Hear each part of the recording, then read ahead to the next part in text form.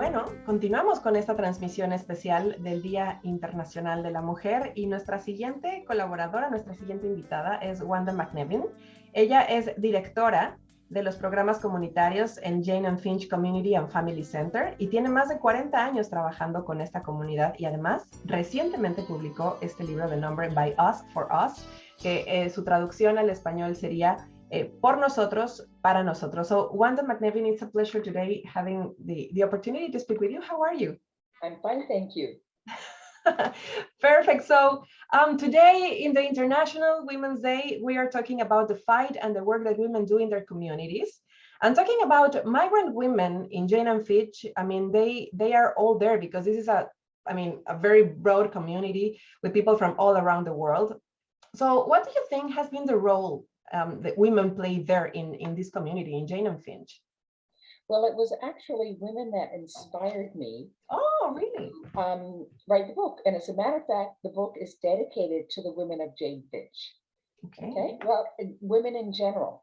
And so maybe I'll just start with reading the dedication of the book because it speaks volumes about who they are. So, By Us, For Us is dedicated to the courageous and spirited women of Jane-Finch. Women who struggled tirelessly, women who supported residents as local community agency staff, women who volunteered on committees and boards of directors, women who refused to accept government neglect and built community organizations that were needed, women who fought private developers, women who challenged school systems, women who worked diligently to raise their children while always striving for the best for their community. Wow. So, when I started working at the Jane-Finch Center back in 1976, I was a single mom myself with 3 young children. And as I worked with women in the community, I saw the power of women and the ability of women. And people don't know, but it was women who started every single community-based organization in the community in the 70s and the 80s. And so I think of Margarita Mendez, who had come from El Salvador to our community, and she was hired as an outreach worker in her home country. She had a lot of experience working with families. And we hired her to reach out to the Latin American community. And what she found was it wasn't so much the families that were the issue in the community. It was the cultural differences. So the agencies that are supposed to support families as they're newcomers in the community didn't necessarily understand their culture. And so what she spent more time on was doing cultural sensitivity for the workers in the area so they could provide the services that they were meant to provide for people, not just from Latin American countries, but from countries worldwide. So what I observed and what I saw were people not just like Margarita, but Vina Duta, who was a South Asian woman who started the first organization for South Asian women. Inger Holmes, who started services for seniors. So I saw women starting organizations over a period of time and certainly organizing and mobilizing and working really hard, given all the challenges that women have. You know, when you go to a new country, you don't necessarily have your extended family there to support you, right? Exactly. And school system's different, policing's different, you know, everything's different. And so you have to admire women for their ability to rise up and develop organization and services in the community. And so I realized that as the keeper, having worked in the community since the 70s, I had all this knowledge and all this information, and I could not sit on it. I felt that I needed to share it. Okay, let me translate this thing. Le preguntaba a Wanda acerca de cómo es el rol de las mujeres en la comunidad de Jane-Finch, ya que tiene más de 40 años trabajando con ellos, y dice que en realidad las mujeres fueron las que le inspiraron a trabajar con esta comunidad, y de hecho el libro que recientemente publicó también se los dedica a ellos. Nos compartió justamente lo que dice la dedicatoria de este libro, que es hacia ellas, y dice: para las mujeres que han tenido problemas, que han estado batallando, digámoslo así, con todos los problemas, que han sido apoyadoras, que han sido voluntarias, que se niegan a ser, a que se se niegan a ser rechazadas, para aquellas que han sido mujeres que empoderan el desarrollo, que hacen los cambios y que están criando también y que están creando esta comunidad.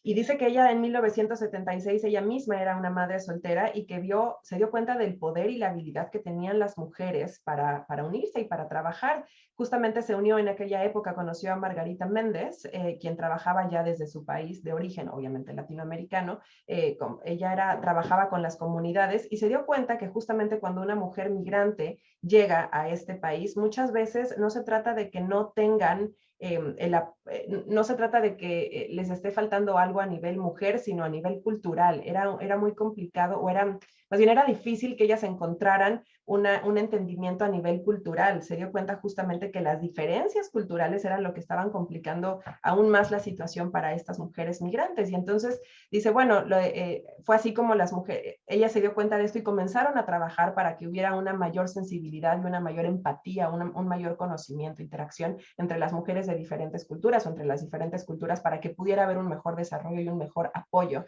También habla justamente de la capacidad de las mujeres de trabajar en sus hogares y pone este ejemplo acerca de una mujer que puso sus servicios para seniors en su propia casa y de esa manera, bueno, dices, es un ejemplo de cómo es que nos vamos organizando y cómo nos vamos movilizando, vamos tomando los retos, porque al final venimos a este país en muchas ocasiones solas, venimos en muchas ocasiones con nuestra familia tal vez, pero nuestra familia extendida se queda en nuestros países y es a partir de esa tal vez carencia que entonces comenzamos a ser tan buenas haciendo comunidad. Así que bueno, dice, evidentemente esto es una profunda admiración por la habilidad que ellas tienen también para criar a sus familias y para hacer esta comunidad. That's a beautiful, I didn't know that you were inspired by women to all this thing, and it completely makes sense. What do you think is there any difference between the role nowadays, or maybe we can compare it to the 70s and right now, the role that they have been playing then and now, and maybe comparing it with the role that men play in this community in Jane-Finch? Are they the same or equal role, or they are huge differences? Certainly over the time, more men have gotten involved. But I shall, it's one woman in the community who said in a meeting that if it's women who've done all the work in Jane-Finch initially, and it's Jane-Finch, not John Finch. It's a bit of a joke. Okay. Anyway, women have continued to play a role in the community, and men certainly have stepped up. But women, as far as I'm concerned, play a much important role because women tend to be the caregivers of the children. They tend to be the ones that have to go to the schools to meet with the teacher and have those conversations. They tend to be the ones that have to go to work and maybe not have the same equitable training and education that some people have had because they are the keepers of the children and their extended family. And so women's role is really important. I don't think that that's changed. Women are still the nurturers, the caregivers, the supporters. And while women have strived and moved into leadership roles and many leadership roles, but we're still far behind. The majority of men are leading big organizations and institutions. Women have still not found their equity and equality and continue to fight for that. And I think it's important on International Women's Day to be thinking about that. And how do we push and support women to move forward? Le preguntaba que si el papel de las mujeres y los hombres ha cambiado en todo este tiempo allá en la comunidad de Jane-Finch. Y dice, bueno, las mujeres inicialmente fueron las que comenzaron a trabajar en esta cuestión de la comunidad. Y dice, sí, con el tiempo los hombres se han ido involucrando cada vez más. Dice, pero yo diría que las mujeres tienen un papel todavía más importante porque al final son quienes dan cuidado, quienes se reúnen con los maestros, quienes van a trabajar, quienes cuidan de toda la familia. También habla de que, y de hecho al final lo dice, las mujeres siguen siendo quienes nutren esta comunidad y quienes nutren el corazón de esta comunidad. Dice que ellas cada vez están más impulsadas a tomar estos papeles o estos roles de liderazgo y que lamentablemente, o bueno, que sea como sea, hoy en día los hombres siguen siendo quienes están a cargo o están al frente de las grandes organizaciones, y dice, las mujeres todavía no están ahí. And this that you are telling us reminds me of this program that you started, Women Moving Forward, right? And what about the challenges that women are facing? But they are like, I don't know, like they are just rising up and they are standing out because they are more and more frequently educating themselves, and they are occupying these positions in leadership, right? So tell us a bit about this program, Women Moving Forward, and the outcomes. Okay, I actually started that program many years ago. I started that program because I saw that women who were at home on welfare, living on welfare, were certainly intelligent women, and they needed to, they wanted to better improve their lives. So how do we help them move from the position they're in on welfare to move to an educational institution? Now, it's a whole show on itself about women moving forward, but we hired a young woman, Tanika Morgan, who had dropped out of school and but was really street smart and she went back to university herself. As a matter of fact, she works for Harvard University now. She ended up going to Boston University at the end of the program. So while she helped women move through this program to go to school, to college or university, she herself improved herself. And so it was really important that role modeling happen in the program. I mean, there's too much to say about women moving forward. There's a whole report that was done. It was 5 years of women going to college and university and fighting to get into college and university, because sometimes they were told, you're on welfare, you're a single mom, you're not going to be able to make it. But they proved them wrong. The program was really important and it was successful. But at the end of the 5 years, the funding ended and the program ended. And it's really unfortunate because that should have been a long-term sustainable program. Le preguntaba yo acerca de este programa que ella inició, de hecho, que se llama Mujeres moviéndose hacia adelante, Women Moving Forward.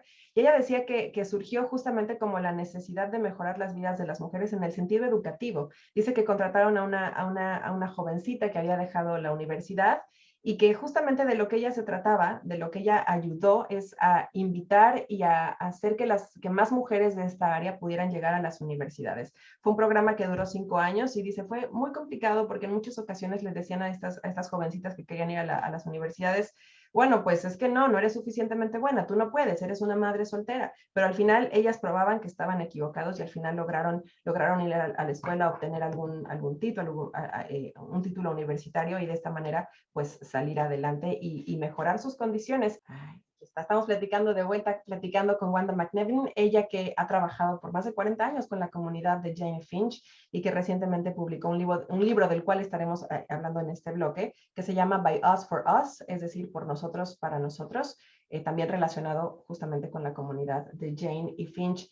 So, Wanda, in Jane and Finch, there are more than 100 ethnic cultures interacting, and there are more than 100 languages being spoken every single day. So it's like, how are women from different cultures interacting and creating relationships? Are they supporting each other? How is the relationship between them?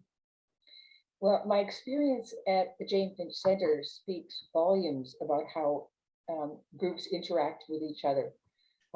So I think of people in the community that were hired like 20, 30 years ago and worked for the center for 20 or 30 years, like Ernestina and Mariana.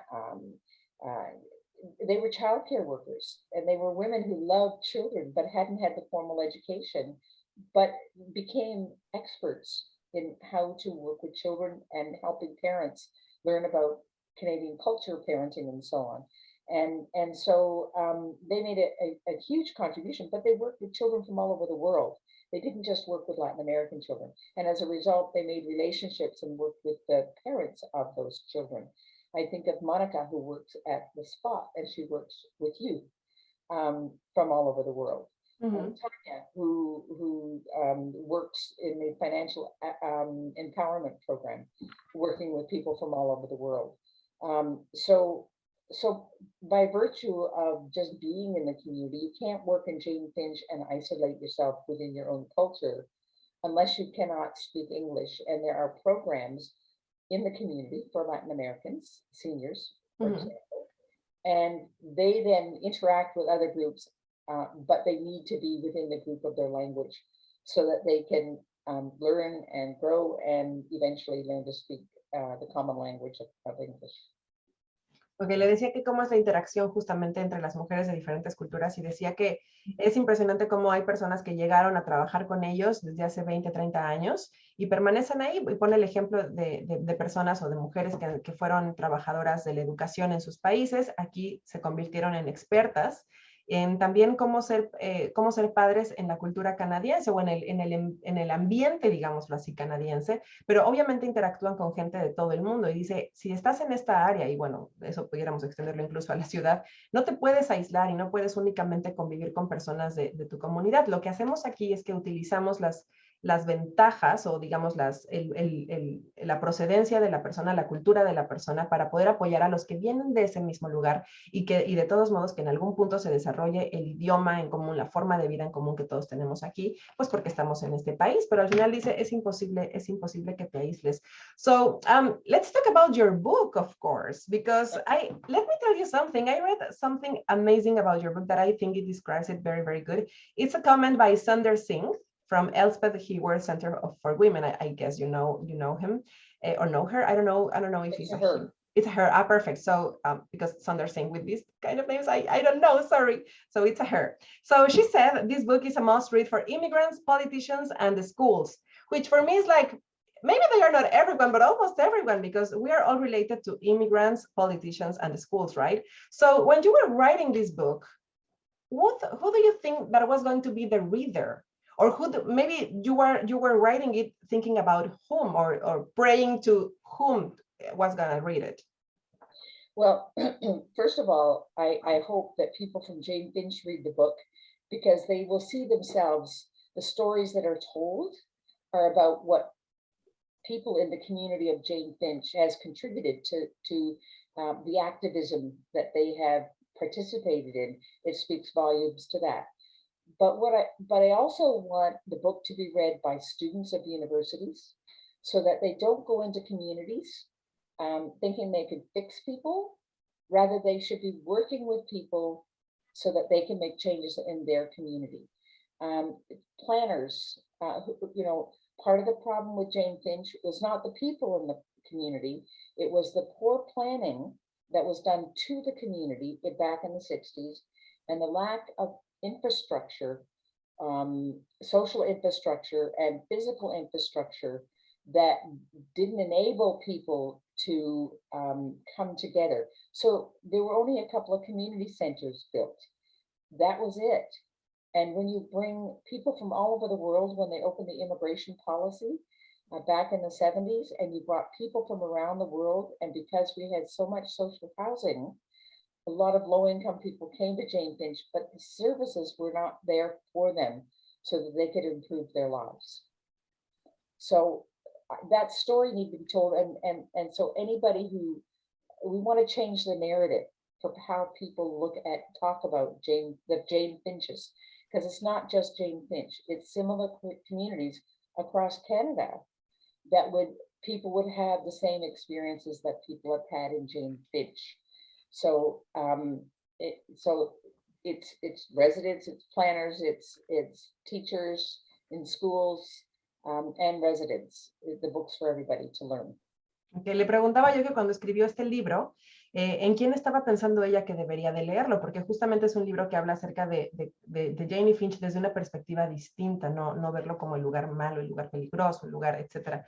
Y dice, yo pensaba en que principalmente la gente de Jane-Finch debía de leerlo para darse cuenta de cómo es que aquí se han gestado tantos cambios y toda la gente que ha venido a vivir. Y dice, quiero que la gente se dé cuenta. También lo escribí pensando en que debían de leerlo los planeadores de la ciudad, porque justamente lo que sucede en Jane-Finch no es un problema de personas, no es un problema de quién vive ahí, sino es un problema de planeación, de cómo la falta de infraestructura ha generado todo lo que ha generado. La situación con respecto al housing generó que vinieran a vivir aquí muchas personas de bajos ingresos, pero ese no es el problema es que no tienen los servicios que necesitan. Dice, cuando esto comenzó únicamente había un par de centros comunitarios, pero nada más. En realidad vuelve a lo mismo, la falta de infraestructura, la falta de servicios. Dice, lo que es necesario es cambiar la narrativa de lo que es Jane y Finch.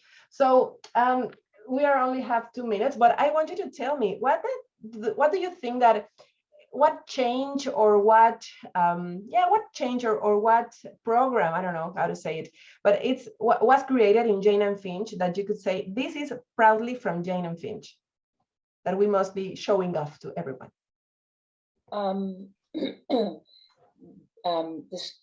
That I think what's really important is to showcase the cultural diversity of Jane Finch and the people's capacity to mobilize and to organize and to develop programs and services that are best suited for them as they live in the community. That's the thing, right? When they have been struggling with all the lack of infrastructure on all these things, they become really, really good at being game changers, right? Exactly. Yes, that's right.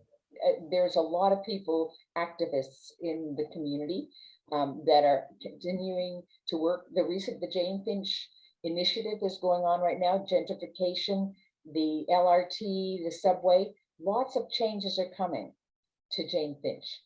And people are at the table giving voice to the changes to ensure that those changes respond to what they need to live in their community.